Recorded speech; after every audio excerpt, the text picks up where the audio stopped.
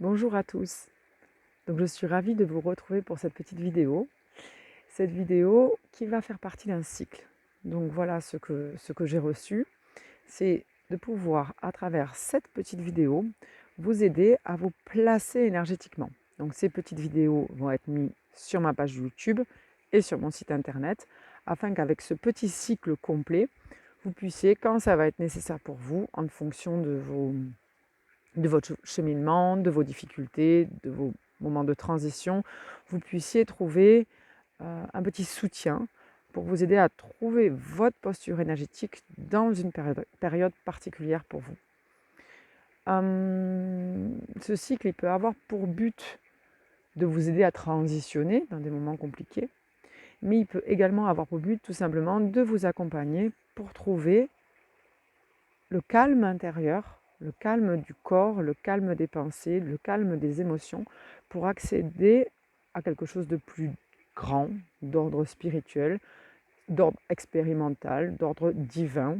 Ça dépend un peu de ce que vous cherchez dans cette vie. Quand je dis expérimental, ça peut être créatif, artistique, ça peut être de l'écriture ou de l'artisanat, enfin, arriver à trouver une posture à l'intérieur de nous qui nous met dans le calme et qui nous permet d'accéder à quelque chose de plus grand. Donc voilà, donc je suis contente de pouvoir pratiquer avec vous. Ça va être des vidéos assez courtes, concises, avec des titres particuliers pour pouvoir, vous allez pouvoir aller picorer par-ci et par-là quand vous aurez besoin. Donc voilà. Donc là, on va partir sur quelque chose d'un peu théorique pour commencer aujourd'hui.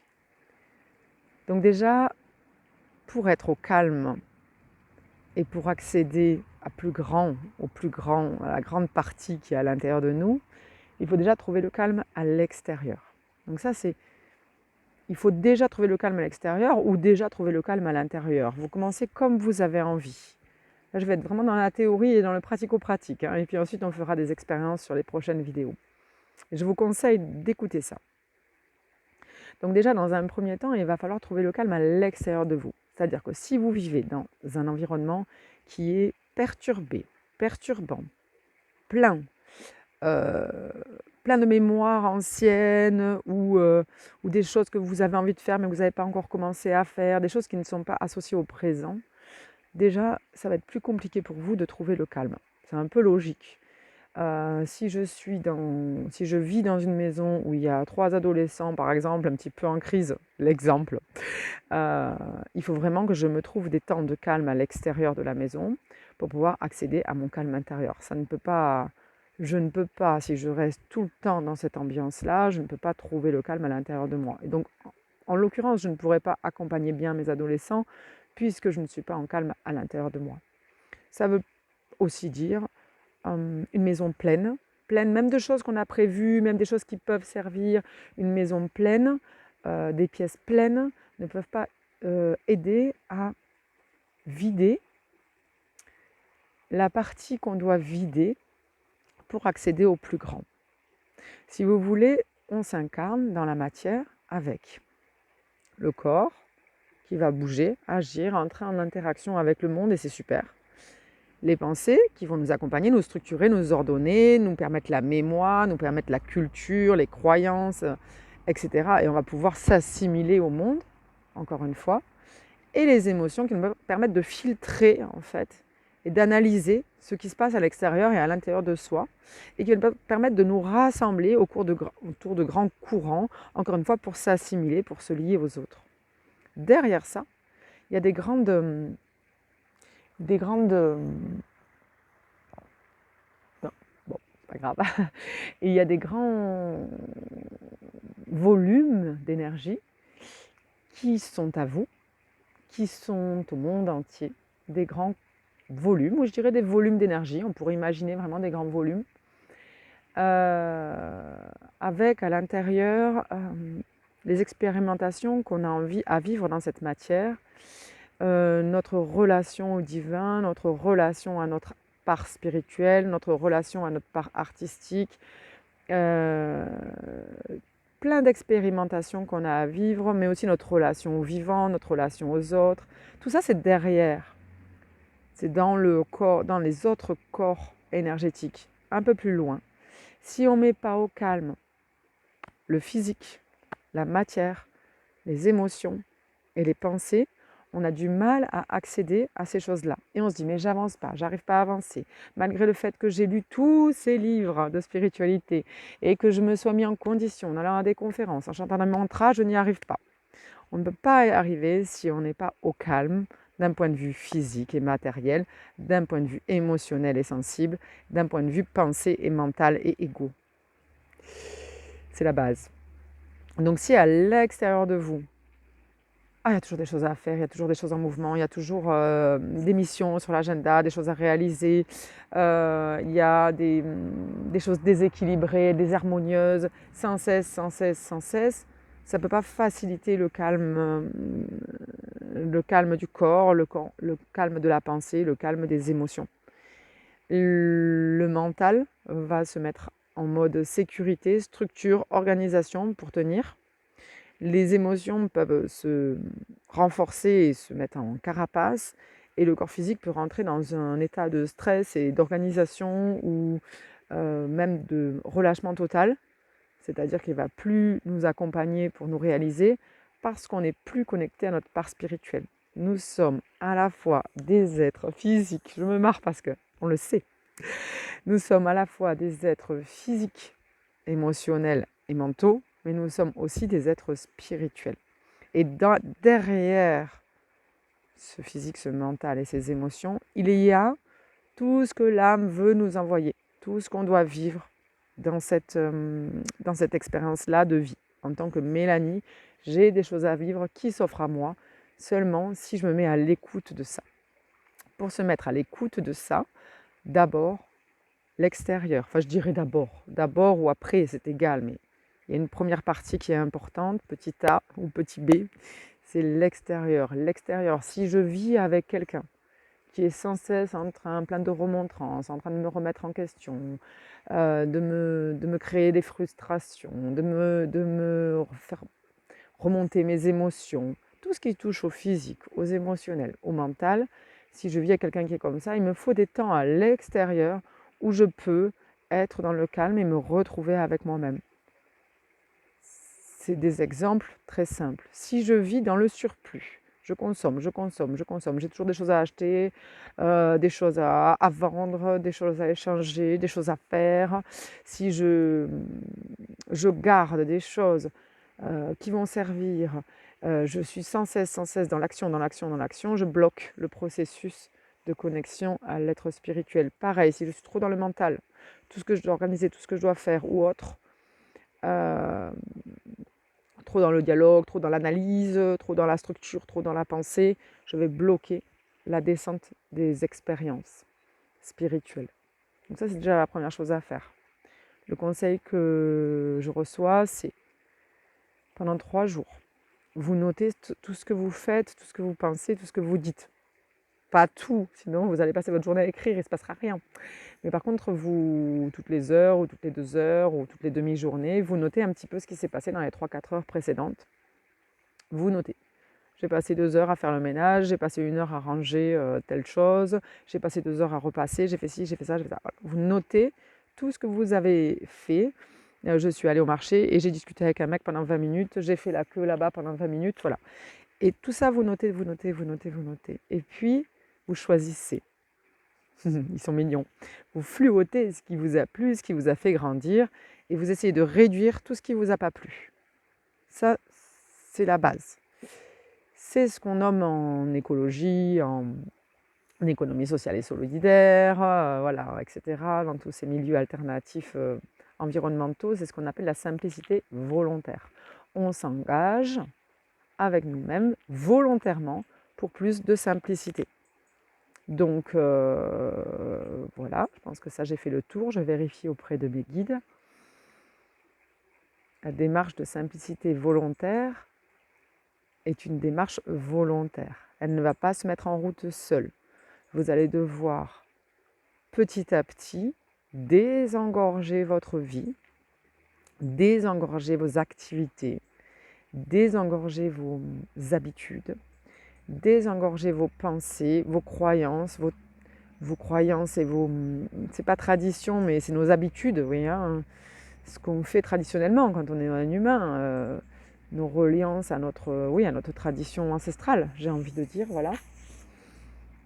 Il va falloir désengorger tout ça pour laisser la place au reste. Comment voulez-vous si ce corps, bon, je ne parle pas du corps vital, j'en parlerai sûrement plus tard, si ces 3 corps sont complètement pleins, s'ils débordent, comment voulez-vous laisser que ça coule, ce qu'il y a de l'autre côté? Donc ça, c'est peut-être la première chose. Vous pouvez peut-être déjà couper la vidéo ici pour déjà mettre ça en place. Si vous vous dites, bon, ce truc, il est déjà en route en moi, je suis dans cette démarche de simplicité, de décroissance, de réduction, hein. Je ne vais pas parler ici de la partie environnementale, hein, je parle vraiment de la simplicité, de désengorger, de désencombrer notre vie. Si tout ça c'est déjà en route, on peut passer à la deuxième partie qui est la partie intérieure. Ce que je voulais dire aussi, ah mince, je ne m'en rappelle plus, ça va revenir. Par rapport à ce désencombrement, bon ben ça ne me vient plus, c'est pas grave. Oui, merci, c'est que ça va être long, cette démarche est longue. Pour ceux qui ont engagé ce chemin de désencombrement intérieur et du coup extérieur, vous savez à quel point les habitudes reviennent au galop et à quel point on ne peut pas tout prendre, tout jeter et dire ok, j'arrête toutes mes activités, j'arrête toutes mes relations sociales, je jette tout ce que j'ai dans ma maison et comme ça, je suis au calme. Je vais pouvoir travailler sur ma spiritualité. Ça ne marche pas parce que ça se remplit aussi sec. C'est toute une démarche, c'est des allers-retours entre notre corps émotionnel et notre corps spirituel, entre notre corps physique et notre corps spirituel. C'est des allers-retours entre notre âme et ce que nous avons mis en place dans la matière. Je ne peux pas passer du tout au tout. C'est tout un déroulé, tout un travail d'aller-retour pour pouvoir petit à petit rentrer dans cette simplicité intérieure et extérieure. Donc, je dirais par expérience personnelle et ce que j'ai vu au niveau de mes élèves et des gens que j'accompagne, que ça prend plusieurs années. Ça prend plusieurs années.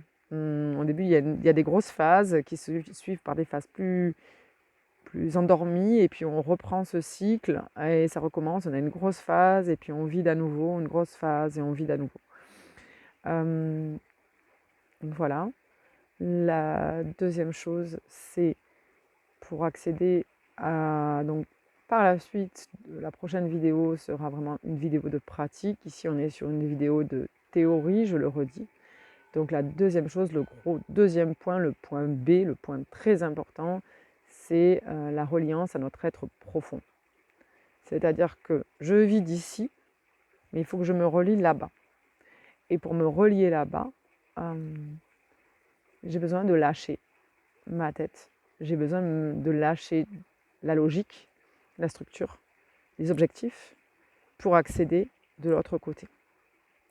Quand on commence à lâcher la tête, les objectifs, les obligations, on est face à une émotion. Cette émotion, il faut la traverser. Il faut la laisser passer. On la laisse passer. On ne la repousse pas. Si je repousse, c'est-à-dire je décide, par exemple, de me laisser du temps, où je vais aller marcher dans la nature, et je vais, pour me dire, je vais me relier à mon être profond. Quand je vais commencer à faire ce travail, la difficulté qui va se présenter, c'est une difficulté qui va être émotionnelle.